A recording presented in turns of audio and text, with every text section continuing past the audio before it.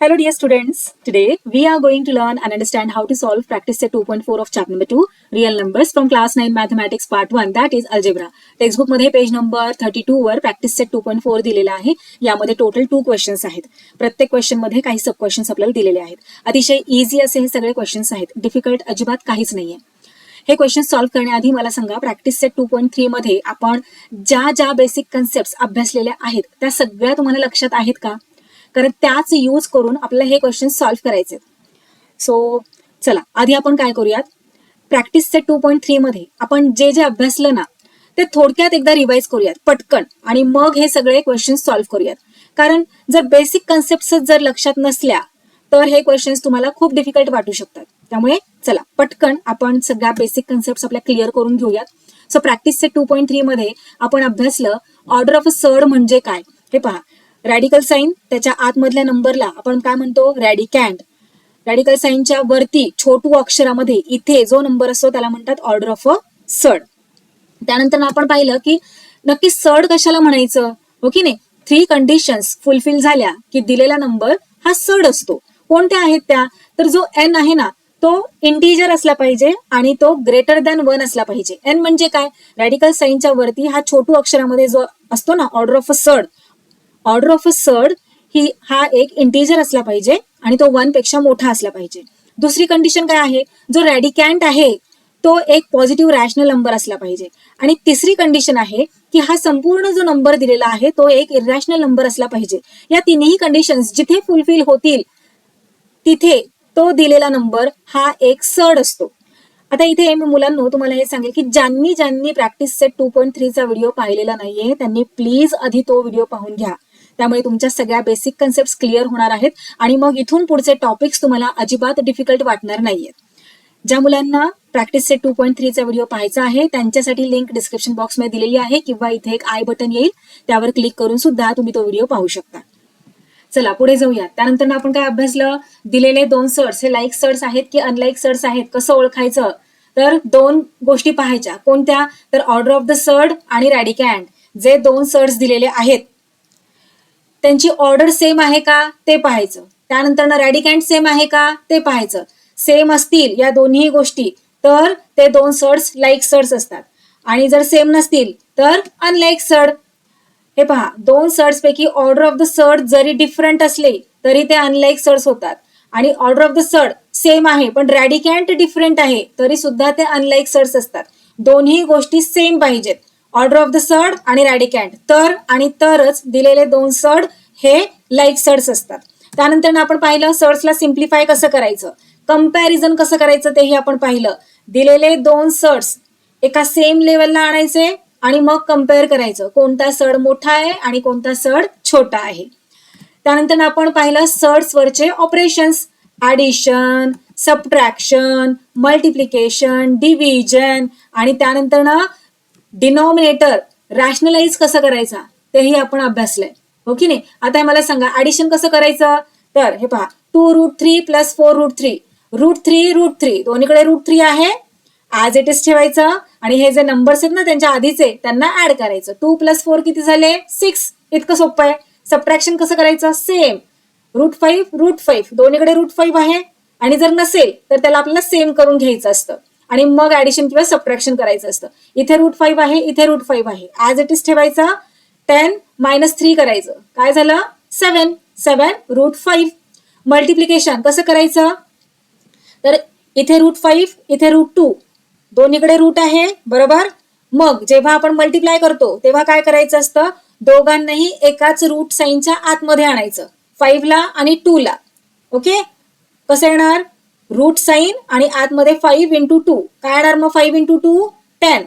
Okay, so इथे radical साइनच्या आतमध्ये येणार 10 आणि मग यांचं मल्टिप्लिकेशन करायचं 2 × 3 किती झाले 6. अशा पद्धतीने हे आपलं प्रोडक्ट आलं 2 सर्ड्सचं. आता डिव्हिजन ऑफ द सर्ड कसं करायचं, तर हे पहा अशा पद्धतीने आपल्याला मांडणी करून घ्यायची. दोन्ही रॅडिकल साइन, न्यूमरेटर मध्ये रॅडिकल साइन, डिनॉमिनेटर मध्ये रॅडिकल साइन. मग अशा वेळी आपण काय करू शकतो, एकाच रॅडिकल साइन मध्ये आपण त्यांना राईट करू शकतो आणि आता याला सिम्प्लिफाय करायचं. 3 × 1 = 3, 3 × 2 = 6. 2/1 डिनॉमिनेटर मधल्या 1 ला काही अर्थ आहे का, काहीच नाही, तो नाही राईट केला तरी चालतो. मग आन्सर काय आलं √2.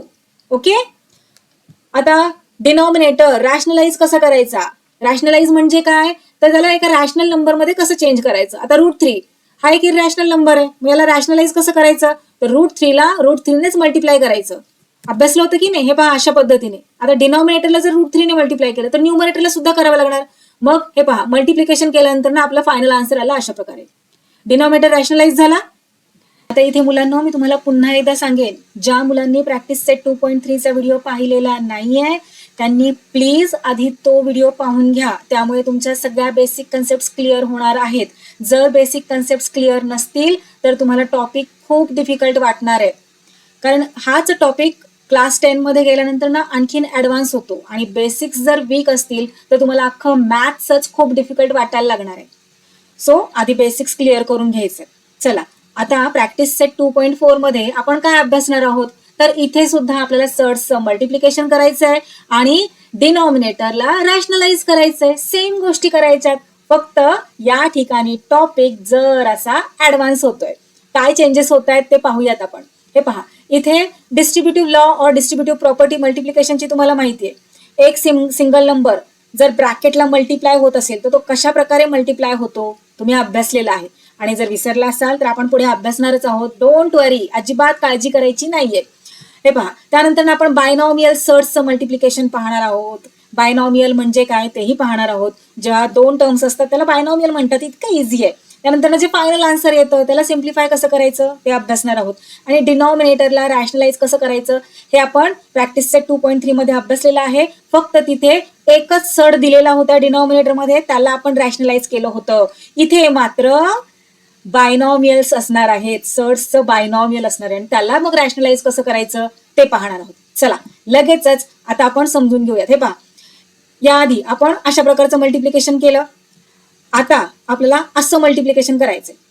एक सड ब्रॅकेटला मल्टिप्लाय होतोय, कसं होणार, डिस्ट्रीब्युटिव्ह लॉ यूज करायचा आहे. डिस्ट्रीब्युटिव्ह प्रॉपर्टी म्हणजे काय, √3 √7ला पण मल्टिप्लाय होणार आणि त्याचबरोबर √3ला सुद्धा मल्टिप्लाय होणार. यालाच म्हणतात डिस्ट्रीब्युटिव्ह लॉ और डिस्ट्रीब्युटिव्ह प्रॉपर्टी. चला पाहूयात सॉल्व्ह करून. प्रॅक्टिस सेट 2.4 मधील first question multiply. Same example आहे, पाहूयात कसं सॉल्व्ह करायचं आहे. जसं की मी तुम्हाला म्हटलं √3 √7ला पण मल्टिप्लाय होणार आणि √3ला पण मल्टिप्लाय होणार. सो राईट करूयात √3 इंटू √7. आता इथे मायनसचं साईन आहे, इथे कोणतं साईन येईल, √3चं काय साईन आहे, काहीच नाही, म्हणजे काय प्लस. साईन्स विसरायच्या नाही येतात, खूप इम्पॉर्टंट आहेत. थोडी सुद्धा गडबड झाली तर तुमचे मार्क्स कट होणार आहेत. इथे प्लस आहे, इथे मायनस आहे. Plus into minus. इंटू का म्हणतीये, मल्टिप्लाइड का म्हणतीये, कारण हे पहा इथे कोणतंच साईन आहे ना, साईन नाहीये, त्यामुळे multiplication. So plus multiplied by minus काय होतं, मायनस होतं, म्हणून इथे देणार मायनसचं साईन. आता √3 इंटू √3 √3 इंटू √3. ओके, आता आपल्याला माहिती आहे जेव्हा आपण मल्टिप्लिकेशन करतो आणि अशा 2 छत्र्या येतात तेव्हा दोन छत्र्या कशाला यूज करायच्या, म्हणून आपण काय करतो, एकच छत्री यूज करतो. एकाच छत्रीखाली दोघांनाही घेतो. चला घेऊयात. हे पहा, घेतलं एका छत्रीखाली. आता हे मायनसचं साईन ऍज इट इज, या दोघांनाही एकाच छत्रीखाली घेऊयात. किंवा एका छत्रीखाली घेण्यापेक्षा असं राईट केलं, √3 इंटू √3 म्हणजेच काय, √3चा स्क्वेअर असं राईट केलं तरीही चालणार आहे. आता इथे पहा, स्क्वेअर आणि रूट कॅन्सल होणार, रिमेनिंग 3. जर तुम्ही असं राईट केलं असतं √3 इंटू 3 म्हणजे अशा पद्धतीने √3 इंटू 3 काय आलं असतं, 9. √9 म्हणजेच 3. सो असं केलं तरीही 3 आन्सर येत आहे आणि अशा पद्धतीने केलं तरी सुद्धा 3च आन्सर येणार आहे. तुम्ही कोणतीही मेथड यूज करा. आता हे पहा, 3 इंटू 7 किती झाले, 21. सो √21 येणार इथे आणि मायनसचं साईन ऍज इट इज. इथे स्क्वेअर आणि रूट कट होणार, रिमेनिंग 3. आता √21 स्क्वेअर रूट ऑफ 21 काय आहे सांगता येते का, नाही की नाही. सो याला आणखीन पुढे आपण सिम्प्लिफाय नाही करू शकत. सो हे झाले आपले या क्वेश्चनचे फायनल आन्सर. पाहिलं किती इझी आहे. चला आता नेक्स्ट पाहूयात. सेकंड नंबरला काय दिलेलं आहे, सेम, फक्त इथे आधी हा नंबर दिला होता मग ब्रॅकेट दिलं होतं. आता आधी ब्रॅकेट दिलंय आणि मग नंबर दिलाय. सेम मेथडनेच करायचे आपल्याला. हे पहा, √2 ने आधी √5ला मल्टिप्लाय करायचं, मग √7ला मल्टिप्लाय करायचं. चला √2 इंटू √5. आता इथे हा पॉझिटिव्ह नंबर आहे की नाही, कोणताच साईन नाही मायनस वगैरे, मग इथे साईन काय येणार मायनस इंटू प्लस काय येणार मायनस. ओके, आता √2 इंटू √7. चला, दोन वेगवेगळ्या छत्र्या कशाला वापरायच्या, एकच छत्री वापरायची. ओके, एका छत्रीखाली दोन्ही नंबर्सला घेऊयात. असं कधी पॉसिबल होतं जेव्हा मल्टिप्लिकेशन करत असतो तेव्हाच, ऍडिशन सबट्रॅक्शनच्या वेळी नाही. ही गोष्ट लक्षात ठेवायची. जेव्हा आपल्याला मल्टिप्लाय करायचंय दोन अशा नंबर्सला तेव्हाच आपल्याला दोन रॅडिकल साईनच्या ऐवजी एक रॅडिकल साईन मध्येच त्या दोघांनाही राईट करता येतं. त्यानंतर ना मायनस, इथे सुद्धा √2 into 7. 2 into 5 10, so √10 minus 2 into 7 14, √14. आता पुढे आणखीन काय करता येणार आहे का आपल्याला, पुढे आणखीन याला आपल्याला सिम्प्लिफाय करता येणार नाही. सो हे झाले आपले या क्वेश्चनचे फायनल आन्सर. फायनल आन्सर हे पहा, अशा पद्धतीने बॉक्स करून व्यवस्थित राईट करायचे म्हणजे आपलं आन्सर प्रेझेंटेबल दिसतं. टीचर खुश होतात आणि आउट ऑफ मार्क्स देतात. इथे सुद्धा तुम्ही त्याच प्रकारे बॉक्स करून फायनल आन्सर राईट करायचंय. चला नेक्स्ट क्वेश्चन पाहूयात. आता इथे पहा, बायनॉमियल इंटू बायनॉमियल दिलंय. बायनॉमियल म्हणजे काय, असे एक्सप्रेशन की ज्यामध्ये दोन टर्म्स असतात. सो हे पहा, दोन टर्म्स इंटू दोन terms, so binomial into binomial. मग आता इथे हे कसे मल्टिप्लिकेशन करायचे, तर इथे डिस्ट्रीब्युटिव्ह प्रॉपर्टी और डिस्ट्रीब्युटिव्ह लॉ यूज करायचे. डिस्ट्रीब्युटिव्ह प्रॉपर्टी म्हणजे काय, तर हे पहा 3√2 मल्टिप्लाय होणार या संपूर्ण सेकंड ब्रॅकेटला अशा पद्धतीने. आता हे जे मायनसचं साईन आहे ते इथे देऊन घ्यायचं आणि √3 हा सुद्धा मल्टिप्लाय होणार या संपूर्ण ब्रॅकेटला अशा पद्धतीने राईट करून घ्यायचंय. आता हे पहा, अजिबात घाई गडबड करायची नाहीये, शांतपणे सॉल्व्ह करायचंय. एखादा जरी नंबर तुमचा इथे राहिला तरी तुमचं फायनल आन्सर चुकू शकतं. त्यामुळे व्यवस्थित लक्ष द्यायचंय, कॉन्सन्ट्रेट करायचंय. आता हे पहा, 3√2 मल्टिप्लाय आधी होणार 4√3 ला. ओके, सो हे पहा 3√2 इंटू 4√3. त्यानंतर ना 3√2 मल्टिप्लाय होणार √2 ला, पण त्याही आधी आहे हे मायनस साईन, बरोबर. सो इथे कोणता साईन नाही म्हणजे प्लसचा आहे आणि इथे minus. So plus into minus काय होतं मायनस, म्हणून इथे मायनस साईन देऊन घ्यायचं. आता 3√2 मल्टिप्लाइड बाय √2. ओके, झाला. हे आपण व्यवस्थित राईट करून घेतलेलं आहे खाली. आता हे जे मायनसचं साईन आहे ते देऊन घ्यायचंय. √3 आधी मल्टिप्लाय होणार 4√3 ला. सो चला मल्टिप्लाय करून घेऊयात. ओके, आता √3 मल्टिप्लाय होणार √2 ला, पण त्याच्या आधी कोणतं साईन आहे मायनसचं साईन. हा, आणि इथे √3चं कोणतं साईन आहे मायनस आहे. सो मायनस इंटू मायनस, लक्षात घ्या, मायनस इंटू मायनस काय होतं, मायनस इंटू मायनस होतं प्लस, म्हणून इथे येणार प्लस साईन.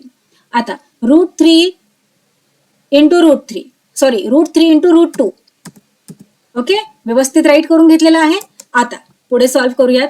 मल्टिप्लिकेशन कसं करायचं याआधी आपण अभ्यासलेलं आहे. मल्टिप्लाय कसं करत असतो आपण, तर जे बाहेरचे नंबर्स आहेत रॅडिकल साईनच्या त्यांचं मल्टिप्लिकेशन होत असतं आणि इथे √2 √3 दोन वेगवेगळ्या छत्र्या आहेत, दोन वेगवेगळे रॅडिकल साईन आहेत, त्यांना एकाच रॅडिकल साईनच्या आतमध्ये राईट करतो आपण. सो हे पहा 3 इंटू 4, 3 इंटू 4 केलं. आता इंटू √2 इंटू √3 राईट कसं करायचं आपल्याला, एकाच रॅडिकल साईनच्या आतमध्ये अशा पद्धतीने √2 इंटू 3. ओके, आता हे मायनसचं साईन देऊन घ्या. पुढे 3 इथे कोणताच नंबर नाही मल्टिप्लाय करायला म्हणजे 1 आहे. 3 इंटू 1 किती 3 ओनली. आणि आता √2 इंटू √2 अशा पद्धतीने आपण √2 राईट करू शकतो. मायनसचं साईन. आता हे स्क्वेअर √2 चा स्क्वेअर कसं राईट केलं आपण, कारण की √2 इंटू √2 होत होतं ना, 2 टाइम्स मल्टिप्लाय होत आहे म्हणजे त्याचा स्क्वेअर झाला, म्हणून इथे आपण स्क्वेअर राईट केलं. स्क्वेअर ही कन्सेप्ट का आपल्याला सोपी वाटते, कारण आपण मग रूटचं रॅडिकल साईन आणि स्क्वेअर आपापसामध्ये कट करू शकतो, म्हणून आपण अशा पद्धतीने इथे राईट करतो. आता मायनसचं साईन इथे पहा, इथे कोणताच नंबर नाही √3च्या आधी आणि इकडे 4 आहे. सो 1 इंटू 4 काय येणार 4 ओनली. आता इथे √3 इंटू √3 काय येणार √3चा स्क्वेअर. पुन्हा प्लसचं साईन, √3 इंटू √2 एकाच छत्री खाली राईट करून घेऊयात. आता 3 इंटू 4 किती झाले 12. 2 into 3 6, सो रूट 6. मल्टिप्लिकेशनचं साईन इथे तुम्हाला द्यायचं असेल तर चालणार आहे, नाही दिलं तरी पण इट्स ओके. जेव्हा साईन नसतं तेव्हा मल्टिप्लिकेशनचं साईन आहे असं आपण मानत असतो. ओके, इथपर्यंत झालं. आता हे मायनसचं साईन देऊन घेऊयात. हे पहा, इथे स्क्वेअर आणि हे रूटचं साईन कट होणार, रिमेनिंग एकटा 2 राहणार. सो काय येणार आहे, 3 into 2 येणार. त्यानंतर ना हे मायनसचं साईन. आता हे पहा, इथे सुद्धा स्क्वेअर आणि हे रूटचं साईन एकमेकांना कट करणार, शिल्लक काय राहणार, 3. So 4 into 3. पुढे प्लसचं साईन देऊन घेऊयात. 3 into 2 6, रूट 6. रूटचं साईन विसरायचं नाही, रूट 3 into 2 आहे ना, मग आपण 3 into 2 केलं 6 आणि हे रूटचं साईन, सो रूट 6. ओके, आता 12 रूट 6 ऍज इट इज येणार. पुढे मायनस 3 into 2 6, हे मायनसचं साईन ऍज इट इज देऊन घेतलं. 4 into 3 किती झाले, 4 into 3 झाले 12 प्लस रूट 6. ओके, आता पहा पुढे काय येणार, 12 रूट 6 मायनस 6 मायनस 12.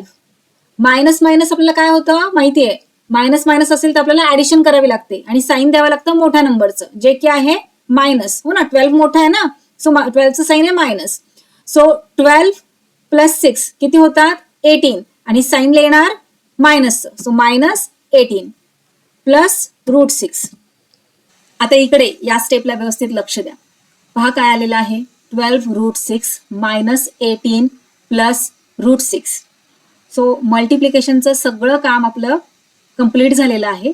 आता इथे मायनस आहे, इथे प्लस आहे. ओके, इथे कोणता नंबर आहे, 12 root 6 plus root 6.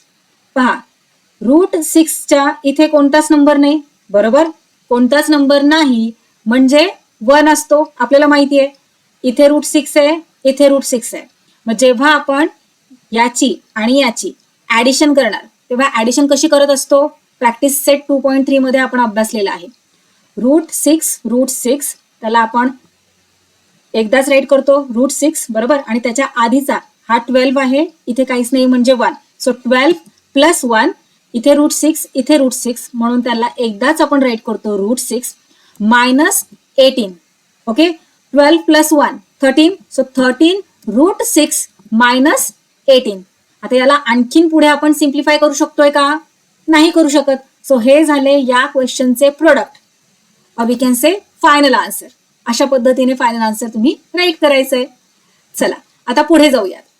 Question number 2, rationalise the denominator. आता इथे डिनॉमिनेटर्सला आपल्याला रॅशनलाइज करायचंय. प्रॅक्टिस सेट 2.3 मध्ये सुद्धा आपल्याला 9th क्वेश्चन याच टाईपचा होता, रॅशनलाइज द डिनॉमिनेटर. पण तिथे डिनॉमिनेटर काय होता, एक सिंगल सर्ड होता, हो ना. पण इथे 2 दिलेले आहेत, रूट 7 प्लस रूट 2, इथे 2 रूट 5 मायनस 3 रूट 2. त्याच पद्धतीने इकडे सुद्धा दिलेले आहेत. मग यांचं डिनॉमिनेटर रॅशनलाइज कसं करायचं, चला समजून घेऊयात. मुलांनो, डिनॉमिनेटरला रॅशनलाइज करणं खूप सोपं काम आहे. 1 मिनिटाच्या आत इथे तुम्ही तुमचे आन्सर फाइंड आउट करू शकता. आता हा जो डिनॉमिनेटर आहे, विशिष्ट मेथड यूज करून तुम्ही हा डिनॉमिनेटर रॅशनलाइज करू शकता. पण हे पहा, गोष्टी आपण बेसिक पासून समजून घेतो. का बरं, कारण एक्झाम मध्ये क्वेश्चन असाचा असा विचारला जात नाही किंवा सेम असाच क्वेश्चन तुम्हाला येत नाही. एक्झाम मध्ये तुम्हाला ऑब्जेक्टिव्ह टाइप्स क्वेश्चन येतात, एमसीक्यूज येतात, मॅच द फॉलोइंग येतं, ट्रू ऑर फॉल्स येतं, असर्शन अँड रिझन येतं. मग त्या ठिकाणी तुम्ही कन्फ्यूज होता आणि तुमचे मार्क्स तुम्ही घालवून बसता. तुम्हाला सगळं येत असतं, सगळं माहीत असतं, पण कन्फ्युजन इतकं असतं की त्यामुळे तुमचे मार्क्स जातात. मग तेच तुम्ही कन्फ्युजन करू नये त्यासाठी छोट्या छोट्या गोष्टी लक्षात घेणं खूप गरजेचं आहे. हे पहा, तुम्हाला माहिती आहे की जेव्हा एखाद्या सर्डची ऑर्डर 2 असते तेव्हा त्याला आपण क्वाड्रॅटिक सर्ड असं म्हणतो. लक्षात ठेवायचं आहे, सर्डची ऑर्डर जेव्हा 2 असते तेव्हा त्याला आपण क्वाड्रॅटिक सर्ड असं म्हणतो. आणि यावर्षी आपल्याला फक्त क्वाड्रॅटिक सर्डच आहे, दुसरे सर्ड्स नाही आहेत. ओके, सो आता इथे रूट 7 आहे. ओके, याचा काहीच इथे ऑर्डर नाहीये म्हणजे 2 ऑर्डर आहे, म्हणजे हा काय झाला, एक क्वाड्रॅटिक सर्ड झाला. आता याला मला रॅशनलाइज करायचं आहे, तर मला काय करावं लागणार, रूट 7 ला √7नेच मला मल्टिप्लाय करावं लागणार आहे. ओके, √7ला जर मी √7नेच मल्टिप्लाय केलं तर मला असं प्रोडक्ट मिळतं. आणि तुम्हाला माहितीये स्क्वेअर आणि स्क्वेअर रूट हे रॅडिकल साइन एकमेकांना कट करतं. रिमेनिंग काय 7. पाहिलात, रॅशनलाइज झाला. √7 कशा पद्धतीने रॅशनलाइज होतो? प्रॅक्टिस सेट 2.3 मध्ये आपण डिनॉमिनेटर अशाच पद्धतीने रॅशनलाइज केलेले आहेत, बरोबर. सो एक गोष्ट इथे लक्षात ठेवायची आहे. If the product of two surds if the product of two surds is a rational number, जर दोन सर्ट्सचं प्रोडक्ट रॅशनल नंबर असेल तर each surd is called a rationalizing factor of the other surd.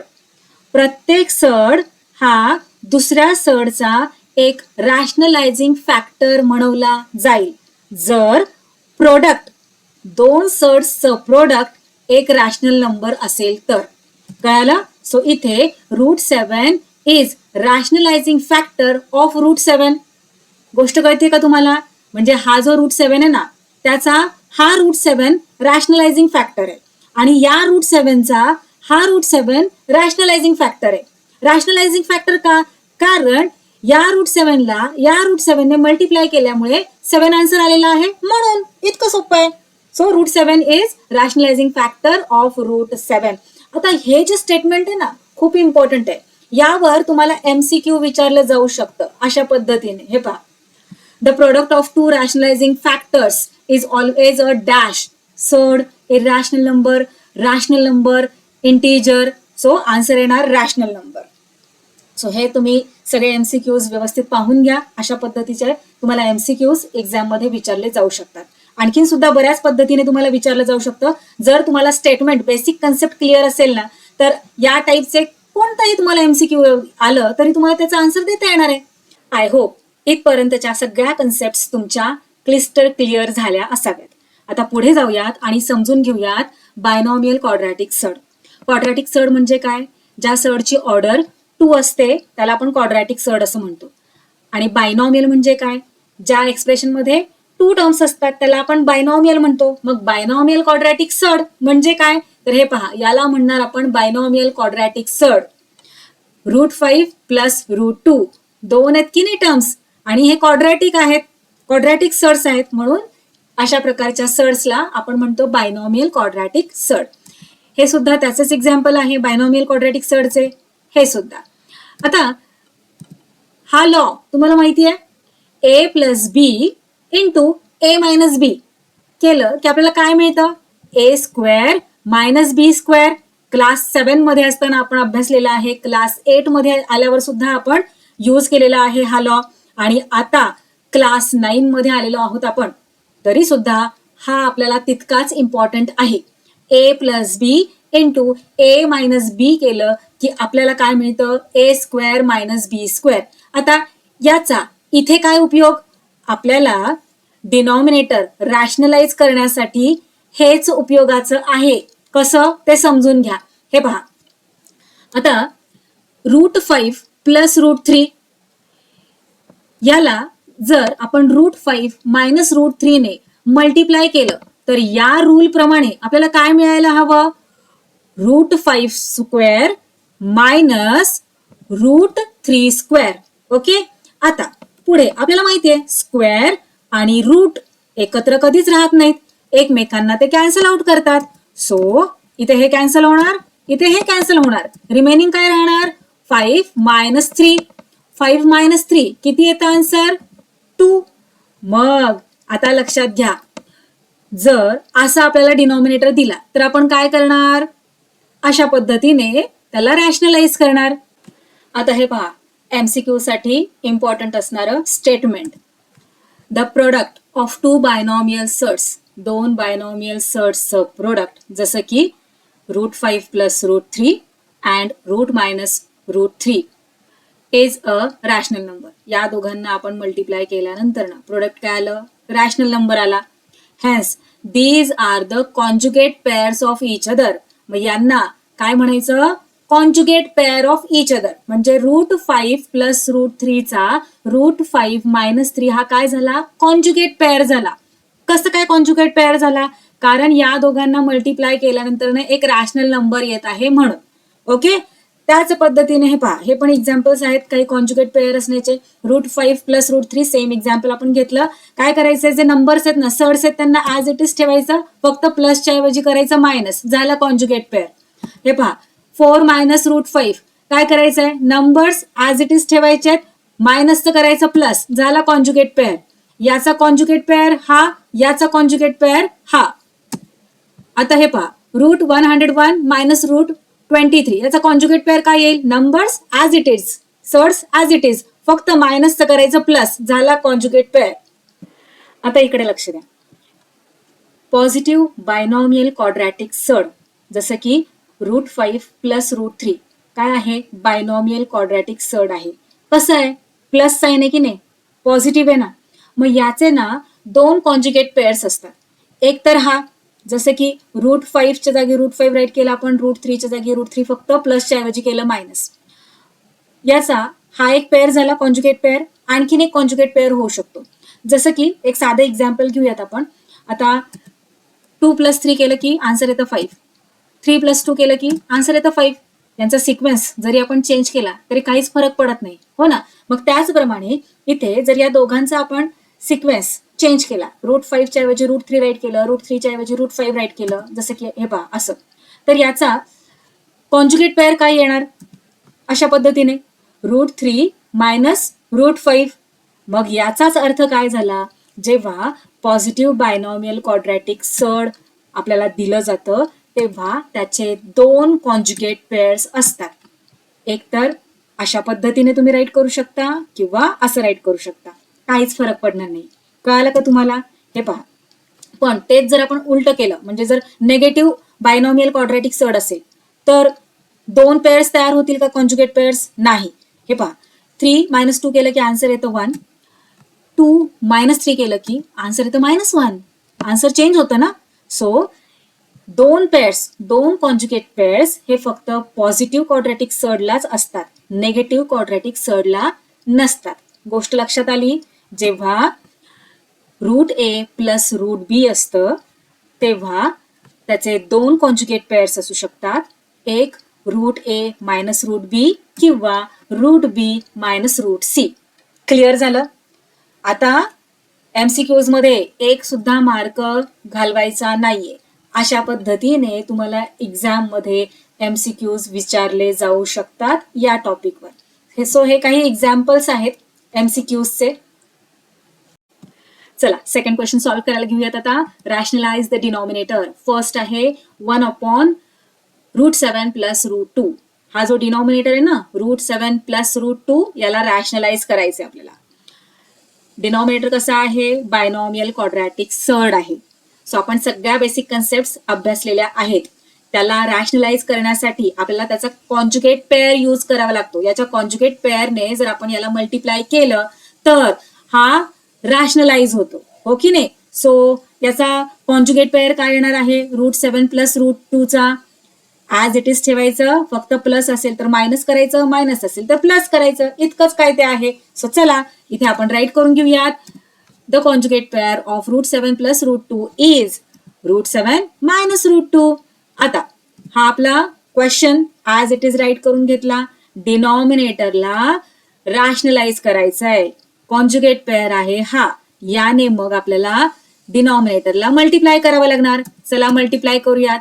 मग फक्त डिनॉमिनेटरला मल्टिप्लाय करून चालतं का? नाही की नाही, न्यूमरेटरला सुद्धा करावं लागतं. सो न्यूमरेटरला सुद्धा सेमने आपण मल्टिप्लाय केलं, सेम बायनॉमियल क्वाड्रॅटिक सर्डने. ओके, आता न्यूमरेटर इंटू न्यूमरेटर करा. 1 ने कोणत्याही नंबरला मल्टिप्लाय केल्यावर आन्सर काय येतं, तो नंबर स्वतः. सो न्यूमरेटर मध्ये येणार आहे तो नंबर स्वतः. आता डिनॉमिनेटर पहा, √7 + √2 इंटू √7 - √2. आपण काय अभ्यासलं, a + b into a - b केलं की आन्सर काय मिळतं, a² - b², हो की नाही. मग इथे तेच आहे, a च्या जागी काय आहे √7, b च्या जागी काय आहे √2, पुन्हा a च्या जागी √7, इथे b च्या जागी आहे √2. सो सेम आहे की नाही. मग याचा आन्सर काय येणार आहे, 7² - 2². आणि आपल्याला माहिती आहे स्क्वेअर आणि रूटचं साइन एकत्र नाही देत, सो ते एकमेकांना कट करतात. कट केला. आता रिमेनिंग काय राहिलं मग डिनॉमिनेटर मध्ये?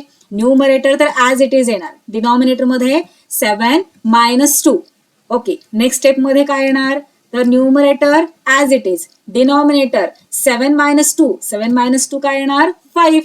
झाले आपले आन्सर. आता याला आणखीन आपण पुढे सिम्प्लिफाय नाही करू शकत. So this is the final answer of this question. तुम्ही फायनल आन्सर इथे बॉक्स करून वेगळं राईट करू शकता. चला नेक्स्ट पाहूयात. आता नेक्स्ट आहे 3/2√5 - 3√2. याला रॅशनलाइज करायचंय. मग याचा कॉन्जुगेट पेअर काय असणार आहे? काय करायचं आपल्याला? नंबर्स सर्स ऍज इट इज राईट करायचे. फक्त प्लस असेल तर मायनस करायचं, मायनस असेल तर प्लस करायचं. सो चला इथे राईट करून घेऊयात. The conjugate pair of 2√5 - 3√2 is 2√5 + 3√2. Minus आहे त्याचं प्लस केलं, दॅट्स इट. चला question as it is write करूयात. डिनॉमिनेटरला रॅशनलाइज करायचंय म्हटल्यावर याच्या कॉन्जुगेट पेअरने डिनॉमिनेटरला मल्टिप्लाय करावं लागणार. कॉन्जुगेट पेअर आहे हा. सो चला डिनॉमिनेटरला मल्टिप्लाय करूयात. फक्त डिनॉमिनेटरला करून चालत नाही, न्यूमरेटरला सुद्धा करावं लागतं. सो न्यूमरेटरला सुद्धा त्याच नंबरने त्याच बायनॉमियल क्वाड्रॅटिक सरने मल्टिप्लाय करूयात. ओके, सो पुढे काय करणार आपण? न्यूमरेटरला न्यूमरेटर बरोबर मल्टिप्लाय करायचंय, डिनॉमिनेटरला डिनॉमिनेटर बरोबर मल्टिप्लाय करायचंय. नेक्स्ट स्टेप मध्ये अशा पद्धतीने आपण राईट करून घेऊयात म्हणजे आपलं काम सोपं होईल. 3 × 2√5 + 3√2. आणि आता डिनॉमिनेटर मध्ये कसं येणार? आपण पाहिलं ना, a + b × a - b is equal to काय येतं? a² - b². मग इथे काय येणार आहे? 2√5² - 3√2². अशा पद्धतीने. ओके, आता इथे स्क्वेअर आणि हा जो स्क्वेअर आहे तो फक्त या √5चा आहे का? नाही, हा स्क्वेअर या 2चा पण आहे आणि या √5चा पण आहे. त्यामुळे इथेच आत्ताच कट करू नका. हा स्क्वेअर या √2चा पण आहे आणि या 3चा पण आहे. सो थांबा जरा. नेक्स्ट स्टेप मध्ये आपण काय करूयात? 3 × दिस ऍज इट इज राईट करून घेऊयात आणि हा जो डिनॉमिनेटर आहे ना त्याच्या बरोबर आधी व्यवस्थित बोलून घेऊयात. काय करायचं बाबा तुझं? सो स्क्वेअर डिस्ट्रीब्यूट करूयात. 2चा स्क्वेअर किती? 2चा स्क्वेअर 4. और इथे आपण राईट करून घेऊयात 2² आणि इथे अशा पद्धतीने राईट करूयात. √5² - 3चा स्क्वेअर आणि √2चा स्क्वेअर. इथे डायरेक्टली तुम्ही 4 राईट केलं, इथे 9 राईट केलं तरीही चालणार आहे. आता हे पहा, नेक्स्ट स्टेप मध्ये 4 × ऍज इट इज मी राईट केलं 4 स्क्वेअर, रॅडिकल साइन कट होणार, रिमेनिंग 5 - 3चा square 9 square, radical sign cut होणार, रिमेनिंग 2. ओके, आता नेक्स्ट स्टेप मध्ये numerator as it is write करून घेऊयात. डिनॉमिनेटर मध्ये 4 × 5 20 - 9 × 2 18. ओके, नेक्स्ट स्टेप मध्ये numerator as it is write करायचं आहे आणि 20 - 18 काय होणार? 2. ओके, डिनॉमिनेटर आता इथे आपला काय आलेला आहे? 2. म्हणजेच डिनॉमिनेटर रॅशनलाइज झालेला आहे. आता हा सिम्पलेस्ट फॉर्म आहे. याला आणखीन तुम्ही कोणत्या पद्धतीने राईट करू शकता? तर आणखीन एक तुम्ही काम करू शकता. 3 ने या 2 ला मल्टिप्लाय करायचं. 3 2s are 6 बरोबर. सो 6√5 झाले प्लस 3 3s are 9 9√2. कसं येणार? 6√5 + 9√2 अपॉन 2. एकतर अशा पद्धतीने तुम्ही राईट करू शकता किंवा तुम्ही असं सुद्धा राईट करू शकता 3/2 आणि मग ब्रॅकेट मध्ये 2√5 + 3√2. पण टेक्स्टबुक मध्ये आपल्याला हे आन्सरच दिलेलं आहे. सो आणखीन सिम्प्लिफाय करण्याची काही गरजच नाहीये. सो या क्वेश्चनचे हे पहा, तुम्ही अशा पद्धतीने फायनल आन्सर राईट करू शकता. क्लिअर? चला नेक्स्ट पाहूयात. आता थर्ड सब क्वेश्चन आहे 4/7 + 4√3. डिनॉमिनेटर रॅशनलाइज करायचा आहे. मग या डिनॉमिनेटरचा कंजुगेट पेअर कोणता येणार? प्लसच्या ऐवजी फक्त मायनस द्यायचा आहे. झाला याचा कंजुगेट पेअर. सो राईट करूया तिथे the conjugate pair of 7 + 4√3 is 7 - 4√3. आणि आता आपल्याला डिनॉमिनेटर रॅशनलाइज करायचा आहे म्हटल्यावर काय करायचंय? डिनॉमिनेटरला कंजुगेट पेअरने मल्टिप्लाय करायचं. जर डिनॉमिनेटरला मल्टिप्लाय केलं तर न्यूमरेटरला सुद्धा त्यानेच मल्टिप्लाय करावं लागतं, आपल्याला माहित आहे रूल. सो चला नेक्स्ट स्टेप मध्ये कशा पद्धतीने आपण राईट करणार मग 4 इंटू हा पेअर कंजुगेट पेअर हे पहा अशा पद्धतीने. आणि डिनॉमिनेटर मध्ये काय येणार मग आपल्याला माहिती आहे ए प्लस बी इंटू ए मायनस बी केलं की आपल्याला काय मिळतं ए स्क्वेअर मायनस बी स्क्वेअर. म्हणजेच ए च्या जागी आता इथे काय आहे ए च्या जागी आहे 7 मग 7 चा स्क्वेअर प्लस बी च्या जागी काय आहे 4√3 सो 4√3 चा स्क्वेअर. क्लिअर. चला आता पुढच्या स्टेप मध्ये कसं राईट करणार आहोत आपण तर numerator as it is write करायचं आहे आणि डिनॉमिनेटर मध्ये 7 चा स्क्वेअर 49. आणि आता पहा हा जो स्क्वेअर आहे ना तो फक्त √3 चा आहे का नाही की नाही पूर्ण या टर्मचा आहे 4√3 चा आहे. म्हणजे हा जो स्क्वेअर आहे ना तो 4 चा पण आहे आणि √3 चा पण आहे. चला डिस्ट्रीब्यूट करून टाकूयात. डिस्ट्रीब्यूट केला आता त्याला सिम्प्लिफाय करूयात. Numerator as it is write करायचं आहे. डिनॉमिनेटर मध्ये 49 मायनस 4 चा स्क्वेअर 16 आणि इथे पहा √3 चा स्क्वेअर. आपल्याला माहिती आहे स्क्वेअर आणि रूट एकत्र कधीच आपण राईट करत नाही सो ते एकमेकांना कट करणार. कट केल्यानंतर रिमेनिंग 3 आलेला आहे. नेक्स्ट स्टेप मध्ये numerator as it is write करायचं आहे. डिनॉमिनेटर मध्ये 49 मायनस 16 इंटू 3 16 इंटू 3 48. आता पुन्हा जो न्यूमरेटर आहे त्याला ऍज इट इज राईट करून घेऊयात. डिनॉमिनेटर मध्ये 49 मायनस 48 1 रिमेनिंग राहतो. आता हा जो डिनॉमिनेटर मध्ये आपला 1 आलेला आहे याचाच अर्थ काय झालेला आहे की आपला जो डिनॉमिनेटर आहे तो रॅशनलाइज झालाय. पण डिनॉमिनेटर मध्ये जेव्हा कधी 1 येतो तेव्हा तो नाही राईट केला तरी चालतो की नाही. मग आपण काय करूयात जे न्यूमरेटर मध्ये आहे ना ते इथे अशा पद्धतीने राईट करूयात. आता याला आणखीन आपल्याला सिम्प्लिफाय करायचंय. मग कसं करू शकतो आपण आणखीन सिम्प्लिफाय तर 4 मल्टिप्लाय होते पूर्ण ब्रॅकेटला की नाही. मग चला 4 ने 7 ला मल्टिप्लाय करूयात. 4 7 जार 28. त्यानंतर ना प्लस इंटू मायनस काय होतं मायनस सो मायनसचं साईन. 4 इंटू 4 काय झालं 4 इंटू 4 16 सो 16√3. हे झाले आपले या क्वेश्चनचे final answer. So final answer हे पहा तुम्ही अशा पद्धतीने राईट करायचंय. व्यवस्थित प्रेझेंटेबल तुमचा आन्सर दिसला पाहिजे. इथे स्लाइड मध्ये तुम्हाला व्यवस्थित विजिबल व्हावं त्यामुळे मोठ्या अक्षरामध्ये मी स्लाइड मध्ये सगळं सोल्युशन राईट करत असते. त्यामुळे आपण इक्वल टू साईन देऊन इकडे पुढे सुद्धा राईट करतो कारण एका स्लाइड मध्ये आपला आन्सर कम्प्लीट व्हायला हवा आणि तुम्हाला ते कळावं यासाठी. आता हे पहा तुम्ही तुमच्या नोटबुक मध्ये जेव्हा तुमचा आन्सर राईट कराल किंवा एक्झाम मध्ये आन्सर शीट मध्ये तुमचा आन्सर राईट कराल तेव्हा व्यवस्थित प्रेझेंटेबल दिसेल असंच तुम्ही राईट करायचं आहे. कारण आता तुम्ही 9th मध्ये आहात आणि पुढच्या वर्षी 10th मध्ये जाणार आहात. बोर्डची एक्झाम तुम्हाला द्यायची आहे. मग तुमचे आन्सर्स व्यवस्थित प्रेझेंटेबल दिसले पाहिजे जेणेकरून तुम्हाला आउट ऑफ मार्क्स मिळतील. चला कळालं. आता या प्रॅक्टिस सेट मधला लास्ट क्वेश्चन म्हणजे जो सेकंड क्वेश्चन लास्ट होता आणि त्यातला हा 4th सब क्वेश्चन लास्ट आहे. काय दिलेला आहे √5 मायनस √3. डिनॉमिनेटर मध्ये आहे √5 प्लस √3. डिनॉमिनेटरला रॅशनलाइज करायचं आहे. मग त्याचा कॉन्जुगेट पेअर काय येणार आहे कॉन्जुगेट पेअर येणार आहे √5 मायनस √3. इथे प्लस होतं की नाही मग इथे आपल्याला फक्त मायनस द्यायचंय. इतकंच काम करायचंय. आणि या डिनॉमिनेटरला रॅशनलाइज करण्यासाठी कॉन्जुगेट पेअरने आपल्याला मल्टिप्लाय करावं लागतं. मग जर डिनॉमिनेटरला मल्टिप्लाय केलं तर न्यूमरेटरला सुद्धा मल्टिप्लाय करावं लागतं. तुम्हाला रूल माहिती आहे. आता हे पहा न्यूमरेटर मध्ये कशा पद्धतीने येणार आहे √5 मायनस √3 इंटू √5 मायनस √3. पहा 2 टाइम्स आलं ना √5 मायनस √3. मग याचाच आपण न्यूमरेटर मध्ये कशा पद्धतीने राईट करू शकतो √5 minus √3 and the whole square असं राईट करतो की नाही बरोबर. आणि डिनॉमिनेटर मध्ये कसं आहे पहा √5 plus √3 into √5 minus √3 a plus B into a minus B काय होतं a square minus B square. मग a च्या जागी आहे √5 ना सो √5 स्क्वेअर मायनस बी च्या जागी आहे √3 सो √3 स्क्वेअर. क्लिअर. आता पुढे सॉल्व्ह करूयात. डिनॉमिनेटर काय येणार आहे हे पहा इथे स्क्वेअर आणि रूट कॅन्सल होणार रिमेनिंग 5. त्यानंतर मायनसचं साईन पुन्हा इथे स्क्वेअर रूट कॅन्सल होणार रिमेनिंग 3. आता न्यूमरेटर व्यवस्थित ऑब्झर्व करा काय आहे numerator √5 minus √3 the whole square. आता इथे एक्सपान्शनचा फॉर्म्युला तुम्हाला आठवला का a minus b the whole square वाला. हे पहा a minus b the whole square कसं होतं त्याचं एक्सपान्शन तर a square minus 2ab plus b square. मग हा फॉर्म्युला आता इथे आपण युज करू शकतो. ए च्या जागी काय आहे, ए च्या जागी आहे √5, बी च्या जागी काय आहे √3. ओके, सो चला याला एक्सपांड करूयात या फॉर्म्युलानुसार.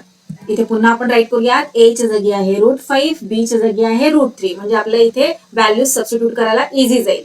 ओके, ए स्क्वेअर म्हणजेच ए च्या जागी काय √5, सो √5 चा स्क्वेअर, त्यानंतर ना मायनस मग 2, मग इंटू ए च्या जागी √5, सो इंटू √5.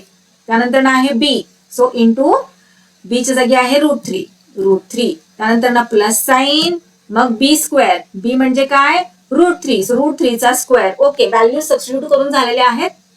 आता सॉल्व्ह करूयात. सो डिनॉमिनेटर मध्ये काय आहे 5 - 3, 5 - 3 2, सो रिमेनिंग इथे 2 आपण राईट करूया डिनॉमिनेटर मध्ये. आता हा स्क्वेअर आणि हे रूट कॅन्सल होणार, रिमेनिंग 5 - 2 इंटू √5 इंटू 3. ओके, आता हे दोन छत्री आहेत की नाही, 2 रूट साईन आहेत, त्याला आपण एकाच छत्री खाली राईट करू शकतो. So √5 into 3 plus square root cancel होणार, रिमेनिंग 3. चला आता पुढे सॉल्व्ह करायला खूप इझी आहे. आता इथे पहा 5 + 3 किती 8. ओके, त्यानंतर ना -2 as it is into root साईनच्या आतमध्ये 5 इंटू 3 किती 15, 5 3 जार 15, सो √15. डिनॉमिनेटर मध्ये 2 ऍज इट इज. आता आपले कॅल्क्युलेशन्स थोडे अजून सोपे करण्यासाठी आपण काय करूयात, या 8 ला आणखीन कोणकोणत्या प्रकारे आपण राईट करू शकतो. 8 ला आपण 2 × 4 असं सुद्धा राईट करू शकतो ना. चला मग राईट करून घेऊयात. 8 म्हणजेच 2 × 4 -2 इंटू √15 डिनॉमिनेटर मध्ये 2. आता पहा हा 2 आणि हा 2 आपण कॉमन म्हणून बाहेर काढू शकतो. हे पहा अशा पद्धतीने हा 2 आणि हा 2 आपण बाहेर काढला, रिमेनिंग काय मग 4 मायनस √15. ओके, आता हे पहा हा 2 आणि हा 2 इथेच कॅन्सल होणार, रिमेनिंग काय 4 मायनस √15. कळालं का? सो हे झाले आपले या क्वेश्चनचे आन्सर. याला आपण आणखीन पुढे सिम्प्लिफाय करू शकतो का, तर नाही. म्हणून फायनल आन्सर हे पहा अशा पद्धतीने तुम्ही राईट करू शकता. हा आपला 4th क्वेश्चन आणि त्याचे हे आन्सर 4 मायनस √15. अशा पद्धतीने आपला प्रॅक्टिस सेट 2.4 इथे कम्प्लीट सॉल्व्ह करून झालेला आहे. भेटूयात नेक्स्ट व्हिडिओमध्ये.